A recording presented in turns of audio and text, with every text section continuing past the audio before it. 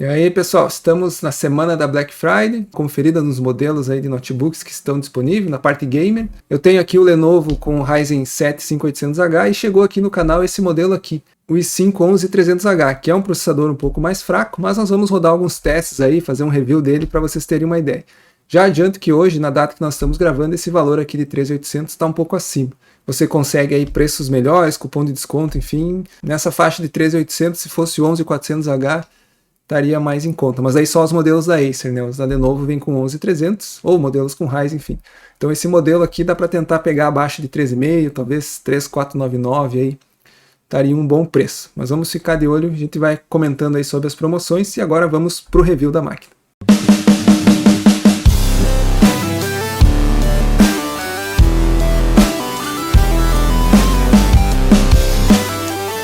Então pessoal, estou aqui com o Lenovo na sua versão com o Intel i5 11300H. Eu não vou abrir ele porque é a mesma máquina que nós temos aí com o Ryzen 7, né? Muda o processador. Então temos aí detalhe para quem quiser ver ele por dentro.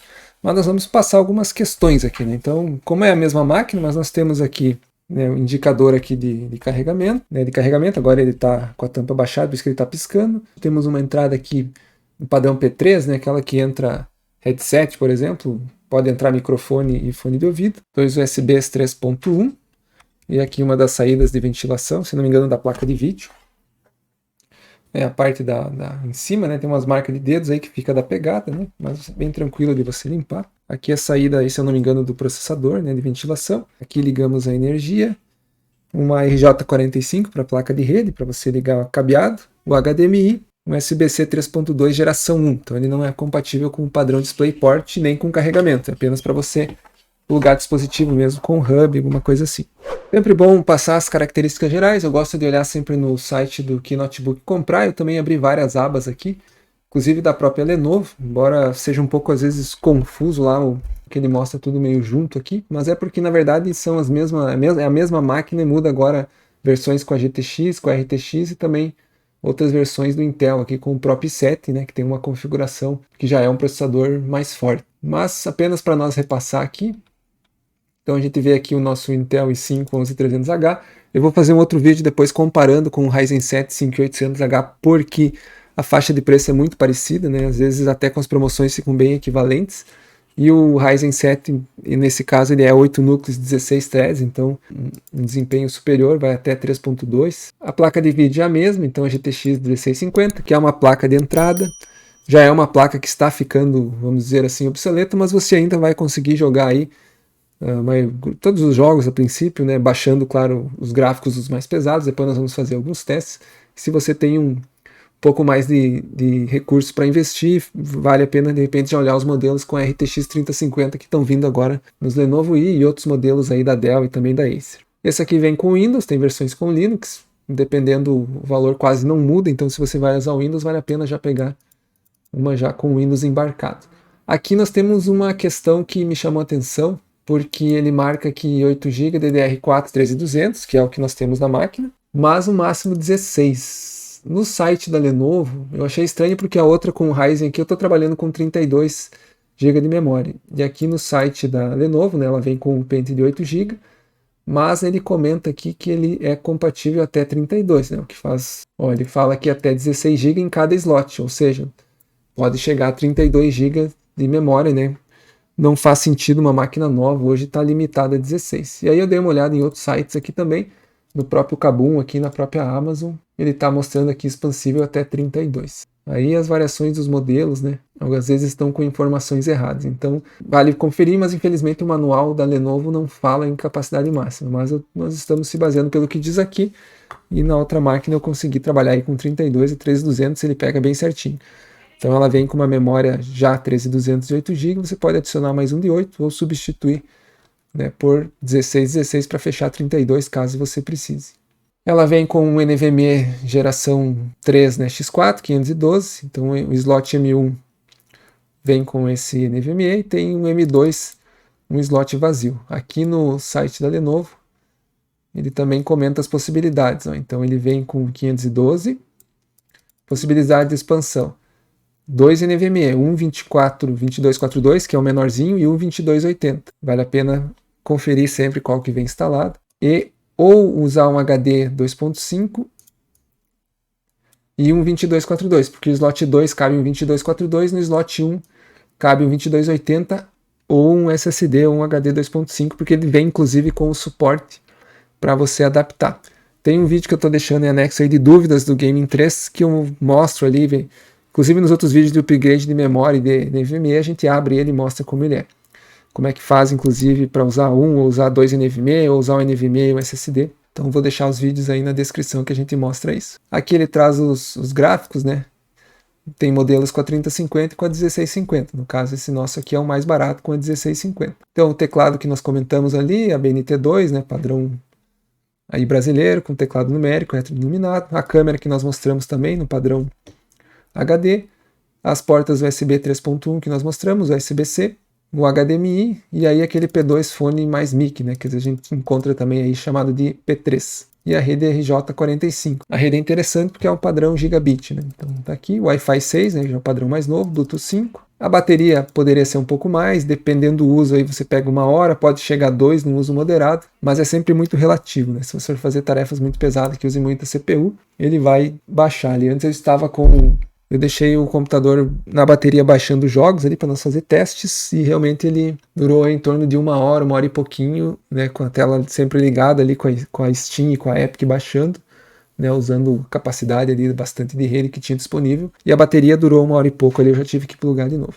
E aqui especificações aí de largura, profundidade e peso. Ele não é uma máquina muito pesada, não é das mais leves, mas né, do segmento gamer é uma das mais leves que nós temos aí para trabalhar. Então é uma máquina interessante para quem quer um design mais clean, né? Mais, como comentamos ali, mais leve, né? Sem tantas cores. Fica interessante aí para você utilizar.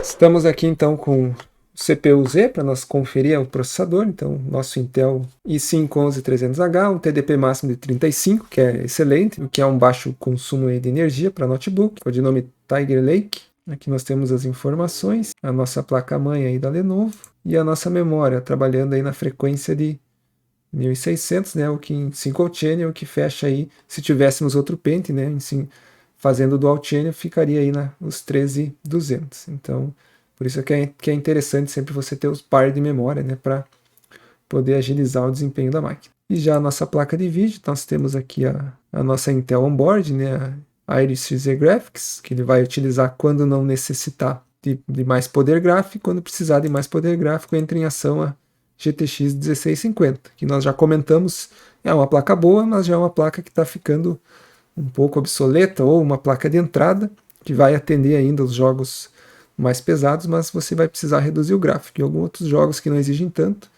ela vai atender bem. Para trabalhar com edição de vídeo, Full HD, por exemplo, ela vai te atender bem também. Que é a que inclusive eu uso aqui hoje no canal, essa mesma placa. Então aqui temos as especificações da nossa GTX 1650. Então terminamos o teste aqui do Cinebench. Então vemos aqui o resultado, 6.500 pontos em multicore.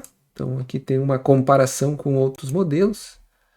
Ele fica abaixo aí até do Intel Xeon, o Ryzen 7, Core 9, enfim. Nós temos uma ideia aí, mas fica acima aí de alguns modelos, muito parecido aqui com o i7 de 7ª geração, alguns outros modelos na tabela comparativa. E a mesma coisa em single core, uma pontuação aí de 1420 pontos. Então fiz uma pontuação próxima aí ao i7-1165G7. Então ficou próximo aí essa pontuação que nós temos nessa máquina com o Cinebench. Depois nós trazemos comparativo lá com o Ryzen 7 5800H. Nós vamos iniciar aqui fazendo uma operação que eu já tinha percebido isso no outro modelo, porque senão alguns jogos nós temos dificuldade de o jogo fechar ou não abrir. Então procurei por avançado aqui no menu iniciar, configurações e desempenho, avançado novamente, e aqui nós temos a configuração de memória virtual, que no Linux nós chamamos de swap. Geralmente por padrão o Windows vem gerenciado pelo sistema, mas eu costumo mexer aqui, como nós temos o NVMe, eu vou colocar 8 aqui de swap, né, para ele usar de cache ali no NVMe, que ainda assim é muito mais lento que a memória, porém já vai dar uma ajuda e uma sobrevida aí para a máquina, como nós temos apenas 8 GB de RAM. Então nós vamos reiniciar a máquina e aí nós vamos ver que já vai dar uma melhoradinha no desempenho para nós conseguir rodar os jogos aí com 8. Lembrando que hoje em dia Muitos jogos até já pedem aí 16 GB, então vale a pena você estar atento a isso e de repente fazer esse upgrade aí adicionando mais um pente de memória.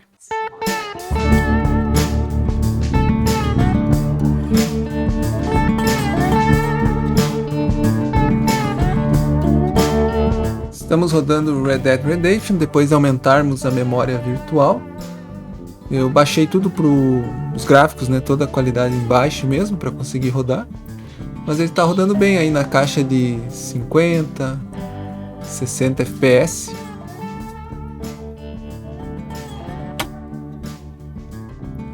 Então vemos que dá para jogar mesmo com pouca memória ainda. Nós vemos o uso do i5 ali ficando entre 80, 90, chegando a bater 100%. Então ele tá tanto o i5 quanto a GTX 1650 trabalhando em uma capacidade alta, mas com as temperaturas estáveis na casa de 60 e 70 graus. Então o que pode acontecer às vezes, dependendo da cena, enfim, até um crash no jogo. Enfim, algumas vezes aqui ele acabou fechando mesmo, né? Ele fecha, dá erro, mas agora está conseguindo rodar bem aí o teste do benchmark. Na faixa dele oscila bastante, né? 40, 60, 50, mas está sendo possível rodar. Aqui testando o Death Stranding, é um jogo que eu ainda não joguei, tenho ele aqui para teste, com os gráficos no baixo, está pegando bem ali na faixa de 58, 60 FPS. Vejam que a placa de vídeo está sendo ocupada em maior escala, né? Está 100% de uso, com quase 3 GB de VRAM alocado. E já o Intel i5 está com 60%, 70% de uso, ambos na temperatura ali na faixa de 70 graus. Está ok, né, para essa média de uso. Até agora deve estar habilitado o V5, fechando ali em 60, né, que é o padrão da nossa tela. Então, um jogo não competitivo já está ok. Aqui eu coloquei um jogo que já nem é tão pesado, é um jogo mais antigo, mas que ainda tem bastante jogos, é o pessoal que joga multiplayer, enfim, ele está testando o benchmark aqui, onde ele explora mesmo os recursos da máquina, porque tem muitos componentes em tela, então vejo que ele está aí com o gráfico no alto, rodando ali a 30, 40 FPS. Mas no jogo normal depois é difícil ter tanta componente assim, então você vai conseguir pegar mais FPS que isso. O Valheim é um jogo que tem uns gráficos também que exigem um pouco. Nós vemos ali que a GTX está trabalhando a 100%, já o i5 está mais tranquilo, então varia muito a compilação do jogo, né, a sua programação, a engine utilizada. Às vezes usa mais CPU, às vezes usa menos. E ele está aí nos gráficos no alto. Agora no momento aqui é noite no jogo. E ele está pegando a sua média aí de 30, 40 FPS. Não é um jogo competitivo, pode ser jogado a 30, mas se você quiser também aumentar, dá para testar aí colocando os gráficos no médio ou até no baixo para você pegar mais FPS ainda. Testando agora o GTA V, é um jogo mais antigo um pouco, mas ainda bastante usado, bastante jogado. E aí nós vemos que para o GTA V, na qualidade alta, a GTX 1650, junto com o Intel i5 11300H, está indo super bem, na casa de 100 FPS. Ali a GTX no seu máximo de uso, oscilando um pouco, e o i5 sobrando um pouquinho, mas batendo ali até uns 80%. Temperatura estável, então está bem tranquilo essa máquina para jogar um GTA V, embora a memória também está quase batendo os 8 GB. Então também fica naquele esquema, se possível trabalhar com o Dual Channel, até melhora um pouquinho o desempenho e tem um pouco mais também de qualidade por não usar toda a memória disponível no sistema. Iniciamos aqui um CS2, né? Agora já estamos no CS2. Por algum motivo ele também não pega o MSI Afterburner, então estamos ali com os FPS no canto. No momento estamos aí com cento e poucos, 80, 90, 100, variando, com qualidade no baixo. Então, dá para ter uma ideia aí, um jogo de CS, ele continua tranquilo de jogar. Então, não temos muito problema com essa máquina, a não ser que você jogue no competitivo. Aí você vai precisar mais FPS, provavelmente. E aí precisa no mínimo um Dual Channel e talvez não seja essa máquina, né, indicada para isso. Finalizamos assim o vídeo. Então é uma máquina boa, vai atender aí para a maioria das atividades, edição de imagem, de vídeo, trabalhar aí com softwares de engenharia, para jogos também, como nós vimos, mesmo com as limitações da CPU e da GTX 1650, mas fica atento ao preço, né? Aí algumas promoções já vi na faixa de 13.200, aí é um bom preço para essa máquina, 13.500, 13.400, ainda tá valendo mais caro que isso, acredito que já não vale a pena. E aí, se você quer um notebook mais discreto, né, esse Lenovo é o mais indicado nessa faixa aí abaixo de 4.000. E aí, se você quer ter algo mais gamer mesmo, dá para dar uma olhadinha nos Acers, que vem geralmente nessa faixa de preço com o i5 11400, que já é um pouco melhor, ou com o Ryzen 5 5600H, e também vem com uma tela de 144 Hz. As demais configurações muito semelhantes. Então tem essa briga boa aí entre Acer e Lenovo nessa faixa de preço. Nos vemos no próximo vídeo.